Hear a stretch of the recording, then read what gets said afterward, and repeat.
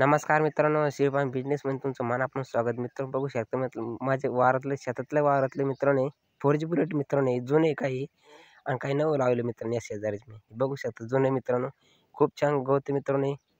हे गवतामध्ये भरपूर प्रोटीन मित्रांनो जवळपास म्हणलं तरी 17-18% प्रोटीन असायलाच पाहिजे मित्रांनो. आणि हे काय करतात मित्रांनो जुने जुने जुने जर खोट असले ते जळून जळून जाते आपोआप मित्र आणि त्या ठिकाणी नवीन निघतात मित्रांनो. बघू शकता मित्रांनो जळून गेले मित्रांनो.